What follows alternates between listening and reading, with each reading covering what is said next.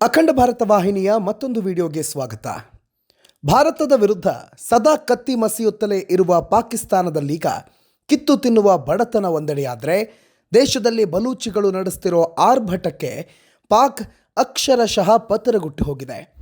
ಆರ್ಥಿಕವಾಗಿ ಜರ್ಜರಿತಕ್ಕೊಳಗಾಗಿರುವ ಪಾಕಿಸ್ತಾನದ ವಿರುದ್ಧ ಸಮರಕ್ಕಿಳಿದಿರುವ ಬಲೂಚಿಗಳು ಪಾಕ್ ಸೈನಿಕರ ನರಮೇಧವನ್ನೇ ನಡೆಸ್ತಿದ್ದಾರೆ. ಪಾಕ್ ಪ್ರತಿದಾಳಿ ನಡೆಸಿದ್ರೂ ಜಗ್ಗದ ಬಲೂಚ್ ಬಂಡುಕೋರರು ಸ್ವತಂತ್ರ ಪಡೆದೇ ತೀರುವ ಹಠಕ್ಕೆ ಬಿದ್ದಿದ್ದಾರೆ. ಹಾಗಾದರೆ ಬಲೂಚಿಸ್ತಾನ ಸ್ವಾತಂತ್ರ್ಯ ಘೋಷಿಸಿಯೇ ಬಿಡುತ್ತಾ? ಪಾಕಿಸ್ತಾನದ ವಿರುದ್ಧ ಬಲೂಚಿಗಳು ದಂಗೆ ಎದ್ದಿದ್ಯಾಕೆ ಅನ್ನೋದನ್ನು ಹೇಳ್ತೀವಿ. ಈ ವಿಡಿಯೋವನ್ನು ತಪ್ಪದೇ ಕೊನೆವರೆಗೂ ನೋಡಿ. ಒಂದು ಕಾಲದಲ್ಲಿ ಭಾರತಕ್ಕೆ ಸರಿಸಮಾನ ಎನ್ನುವ ಜಂಬ ಕೊಚ್ಚಿಕೊಳ್ಳುತ್ತಿದ್ದ ಪಾಕಿಸ್ತಾನ ಇಂದು ಆರ್ಥಿಕವಾಗಿ ದಿವಾಳಿಯಾಗಿದೆ. ರಾಜಕೀಯವಾಗಿ ಛಿದ್ರಗೊಂಡಿದ್ದು ಮಾತ್ರವಲ್ಲ, ತಾನೇ ಸಾಕಿದ ಭಯೋತ್ಪಾದನೆಯಿಂದಲೇ ಬೆಂದು ಹೋಗ್ತಿದೆ. ಖಜಾನೆ ಖಾಲಿಯಾಗಿದ್ದು ಪಾಕಿಸ್ತಾನದ ಪಾಲಿಗೆ ಇಂದು ಅತಿದೊಡ್ಡ ಶತ್ರು ಆಗಿರೋದು ಯುದ್ಧವಲ್ಲ, ಬದಲಿಗೆ ಅದರ ಆರ್ಥಿಕ ಪರಿಸ್ಥಿತಿ ಅನ್ನೋ ಮಟ್ಟಕ್ಕೆ ತಲುಪಿದೆ. ಸಾಲದ ಸುಳಿಯಲ್ಲಿ ನಲುಗಿರುವ ಪಾಕಿಸ್ತಾನದ ಮೇಲೆ ಶತಕೋಟಿ ಡಾಲರ್ಗಳ ಸಾಲವಿದೆ. ಜಾಗತಿಕ ಹಣಕಾಸು ಸಂಸ್ಥೆ ನೀಡುವ ಕಠಿಣ ಷರತ್ತುಗಳ ಸಾಲದ ಮೇಲೆಯೇ ಆ ದೇಶ ಇಂದಿಗೂ ಉಸಿರಾಡ್ತಿದೆ. ಪಾಕಿಸ್ತಾನದಲ್ಲಿ ಹಣದುಬ್ಬರವು ಗಗನಕ್ಕೇರಿದೆ. ಜನಸಾಮಾನ್ಯರಿಗೆ ಗೋಧಿ, ಅಕ್ಕಿ ಮತ್ತು ಹಾಲು ಕೂಡ ಸಿಗದಂಥ ಪರಿಸ್ಥಿತಿ ನಿರ್ಮಾಣವಾಗಿದೆ. ವಿದ್ಯುತ್ ಬಿಲ್ ಪಾವತಿಸಲು ಜನ ತಮ್ಮ ಆಸ್ತಿ ಮಾರುವಂತಾಗಿದೆ. ಚೀನಾದ CPEC ಯೋಜನೆಯ ಹೆಸರಿನಲ್ಲಿ ಪಾಕಿಸ್ತಾನ ಚೀನಾಗೆ ಸಂಪೂರ್ಣವಾಗಿ ಶರಣಾಗಿದೆ. ಈ ಸಾಲವನ್ನು ತೀರಿಸಲಾಗದೆ ತನ್ನ ಪ್ರಮುಖ ಬಂದರುಗಳನ್ನು ಚೀನಾಗೆ ಅಡಮಾನ ಇಡುವ ಸ್ಥಿತಿ ಬಂದೊದಗಿದೆ. ಪಾಕಿಸ್ತಾನದಲ್ಲಿ ರಾಜಕೀಯ ಅಸ್ಥಿರತೆಯ ಜೊತೆಗೆ ಸೇನೆಯ ಹಸ್ತಕ್ಷೇಪದಿಂದಾಗಿ ಪಾಕಿಸ್ತಾನದ ಇತಿಹಾಸದಲ್ಲಿ ಯಾವುದೇ ಒಬ್ಬ ಪ್ರಧಾನಿ ತಮ್ಮ 5 ವರ್ಷಗಳ ಅವಧಿಯನ್ನು ಪೂರ್ಣಗೊಳಿಸಿಲ್ಲ. ಸದ್ಯ ಮಾಜಿ ಪ್ರಧಾನಿ ಇಮ್ರಾನ್ ಖಾನ್ ಬಂಧನದ ಬೆನ್ನಲ್ಲೇ ಅವರ ಬೆಂಬಲಿಗರ ಆಕ್ರೋಶ ಪಾಕಿಸ್ತಾನದ ಅಡಿಪಾಯವನ್ನೇ ನಡುಗಿಸಿದೆ. ಭಯೋತ್ಪಾದಕರನ್ನು ವಿಶ್ವಕ್ಕೆ ಕೊಡುಗೆಯಾಗಿ ನೀಡಿರುವ ಪಾಕಿಸ್ತಾನ ಇಂದು ತಾನು ತೋಡಿದ ಹಳ್ಳಕ್ಕೆ ತಾನೇ ಬಿದ್ದಿದೆ.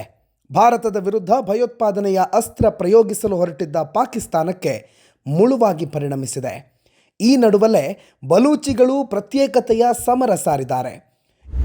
ಬಲೂಚಿಸ್ತಾನದ ಜನ ತಮಗೆ ಪಾಕಿಸ್ತಾನದೊಂದಿಗೆ ಇರಲು ಇಷ್ಟವಿಲ್ಲ ಅನ್ನೋದನ್ನು ಬಹಿರಂಗವಾಗಿ ಘೋಷಿಸಿದ್ದು ಬಂಡಾಯವೆದ್ದಿದ್ದಾರೆ.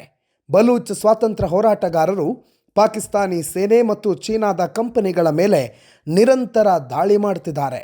ಬಲೂಚಿಸ್ತಾನ್ ಮಾತ್ರವಲ್ಲ, ಸಿಂಧ್ ಮತ್ತು ಖೈಬರ್ ಪಖ್ತೂನ್ವಾ ಪ್ರಾಂತ್ಯಗಳು ಕೂಡ ಪ್ರತ್ಯೇಕವಾಗುವ ಸೂಚನೆ ನೀಡಿವೆ.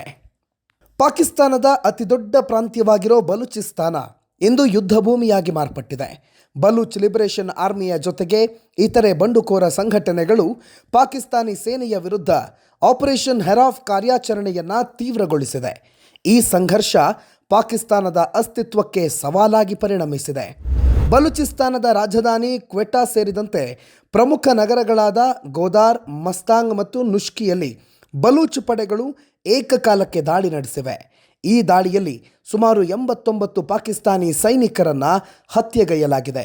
ಕ್ವೆಟಾ ನಗರದ ರಸ್ತೆಯಲ್ಲಿ ಬಲೂಚ್ ಪಡೆಗಳು ವಿಜಯೋತ್ಸವ ಆಚರಿಸುತ್ತಿರುವ ವಿಡಿಯೋ ಸದ್ಯ ಸಾಮಾಜಿಕ ಜಾಲತಾಣಗಳಲ್ಲಿ ವೈರಲ್ ಆಗ್ತಿದೆ. ಕ್ವೆಟಾದಲ್ಲಿ ಪರಿಸ್ಥಿತಿ ಕೈಮೀರ್ತಾ ಇದ್ದಂತೆ ಅಲ್ಲಿ ನೆಲೆಸಿದ್ದ ಪಂಜಾಬಿ ಮೂಲದ ಪಾಕಿಸ್ತಾನಿ ಸೇನಾಧಿಕಾರಿಗಳು ಹೆಲಿಕಾಪ್ಟರ್ಗಳ ಮೂಲಕ ಪ್ರಾಣ ಉಳಿಸಿಕೊಳ್ಳಲು ಪಲಾಯನ ಮಾಡ್ತಿದ್ದಾರೆ ಅನ್ನುವ ಕುರಿತು ಅಂತಾರಾಷ್ಟ್ರೀಯ ಮಾಧ್ಯಮಗಳು ವರದಿ ಮಾಡಿವೆ. ಬಲೂಚ್ ಮುಖಂಡ ಮಿರಿಯಾರ್ ಬಲೂಚ್ ಅವರು, ನಾವು ಕ್ವೆಟಾದಿಂದ ಪಂಜಾಬಿ ಆಕ್ರಮಣಕಾರರನ್ನು ಓಡಿಸಿದ್ದೇವೆ ಅಂತ ಘೋಷಿಸಿದ್ದಾರೆ. ಪಾಕಿಸ್ತಾನದ ಪ್ರಮುಖ ನಗರಗಳ ಮೇಲೆಯೂ ಬಲೂಚ್ ಲಿಬರೇಷನ್ ಆರ್ಮಿ ಹಿಡಿತ ಸಾಧಿಸಿದೆ. ಮಸ್ತಾಂಗ್ನಲ್ಲಿರುವ ಹೈ ಸೆಕ್ಯುರಿಟಿ ಜೈಲಿನ ಮೇಲೆ ದಾಳಿ ನಡೆಸಿರುವ ಬಲೂಚ್ ಪ್ರತ್ಯೇಕತಾವಾದದ ಮುಖಂಡರು ಸುಮಾರು 30ಕ್ಕೂ ಹೆಚ್ಚು ಖೈದಿಗಳನ್ನು ಬಿಡುಗಡೆ ಮಾಡಿದ್ದಾರೆ. ನುಷ್ಕಿಯ ಭಯೋತ್ಪಾದನಾ ನಿಗ್ರಹ ದಳದ ಕಚೇರಿಯ ಜೊತೆಗೆ ಜಿಲ್ಲಾಧಿಕಾರಿಗಳ ಕಚೇರಿಯನ್ನು ಬಲೂಚ್ ಪಡೆಗಳು ಕೆಲ ಕಾಲ ತಮ್ಮ ವಶಕ್ಕೆ ಪಡೆದುಕೊಂಡಿದ್ವು. ಅಲ್ಲದೆ ಅರ್ನಾಜ್ನಲ್ಲಿರುವ ಸೇನಾ ಕ್ಯಾಂಪ್ ಮೇಲೆಯೂ ದಾಳಿ ನಡೆಸಿ ಪಾಕ್ ಸೈನಿಕರನ್ನೇ ಬಂಧಿಸಿ ನಗರದ ಬೀದಿ ಬೀದಿಗಳಲ್ಲಿ ಮೆರವಣಿಗೆ ಮಾಡಲಾಗಿತ್ತು.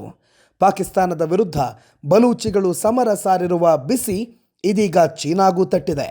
ಬಲೂಚಿಸ್ತಾನದಲ್ಲಿರುವ ಚೀನಾದ ಆರ್ಥಿಕ ಕಾರಿಡಾರ್ ಮತ್ತು ಗೋದಾರ್ ಬಂದರಿನ ಮೇಲೂ ದಾಳಿ ನಡೆಸಲಾಗಿದೆ.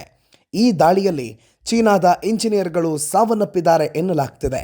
ಬಲೂಚಿಸ್ತಾನದ ಬಂಡುಕೋರರನ್ನು ಅಂತಾರಾಷ್ಟ್ರೀಯ ಮಾಧ್ಯಮಗಳು ಪ್ರತ್ಯೇಕತಾವಾದಿಗಳು ಅಂತ ಕರೆದಿರೋದು ಬಲೂಚಿಗಳ ಹೋರಾಟಕ್ಕೆ ದೊಡ್ಡ ಮಟ್ಟದ ಗೆಲುವು ಸಿಕ್ಕಂತಾಗಿದೆ. ಪಾಕಿಸ್ತಾನದ ವಿರುದ್ಧ ಬಲೂಚಿಗಳು ಸಮರಕ್ಕೆ ಇಳಿದಿರುವುದರ ಹಿಂದೆ ಬಲವಾದ ಕಾರಣವಿದೆ.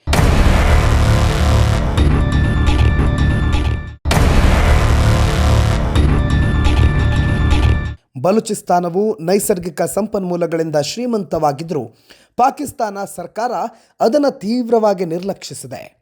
ಕಲಾತ್ ರಾಜಮನೆತನವನ್ನು ವಂಚಿಸಿ ಪಾಕಿಸ್ತಾನ ಈ ಪ್ರಾಂತ್ಯವನ್ನು ತನ್ನೊಂದಿಗೆ ವಿಲೀನ ಮಾಡಿಕೊಂಡಿತ್ತು.